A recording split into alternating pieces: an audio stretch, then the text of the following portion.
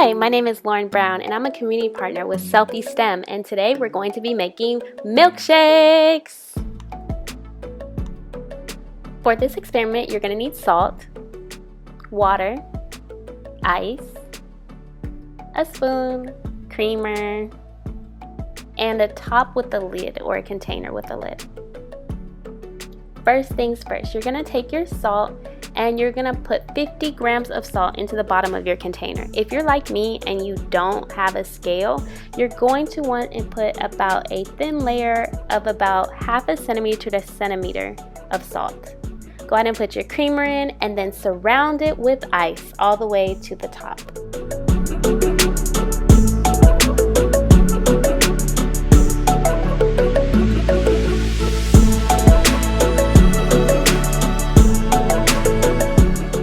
Now you're ready for your water. Go ahead and add water all the way to the top.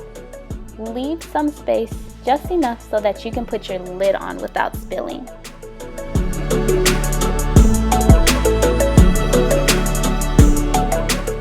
Alright, go ahead and add your lid and go ahead and give it a few shakes so that we can dissolve the salt in the water. Once your salt is dissolved, go ahead and start swirling. You're going to swirl for about 10 minutes. It's a good workout. Make sure you keep a swirl. Do not start shaking it like that. Don't have too much fun. Just swirl. Since we'll be swirling for about 10 minutes or more, let's investigate the science behind our milkshakes. Water is made up of 2 hydrogen atoms and 1 oxygen atom. That's why sometimes you will hear it called H2O. Water as a liquid is constantly moving.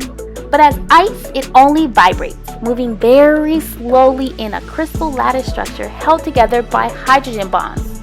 Those little pink lines that you see here represent the hydrogen bonds. Water freezes at 0 degrees Celsius or 32 degrees Fahrenheit. That's its freezing point.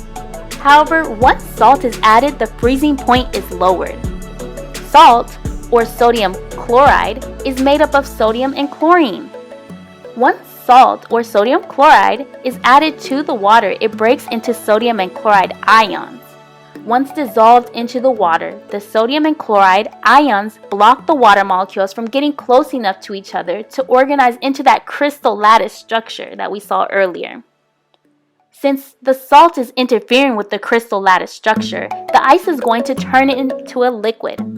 As the ice melts, energy is being used to break those bonds and absorbs energy from the environment to do so. As a result, the salt water lowers the freezing point. This process is known as the freezing point depression, which is the decrease of the freezing point of a solvent, in this case our solvent is water, that occurs when you add a solute, our salt. Once 10 minutes has passed or more, go ahead and take off the top and check your creamer.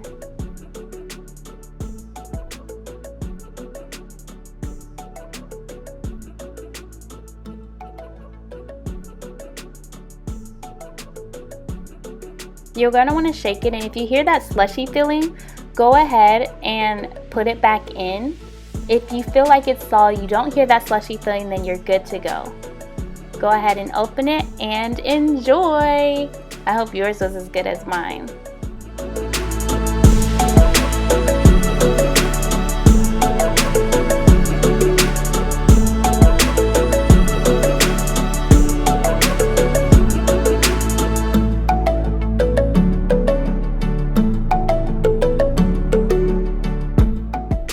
Now it's time for our challenge.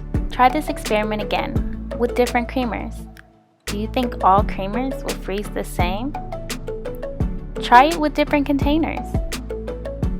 Will you get the same result with a glass container as you would a plastic? Or maybe you want to make a slushie. Create your own containers and use different juices to see what works. Don't forget to tag us. See you soon.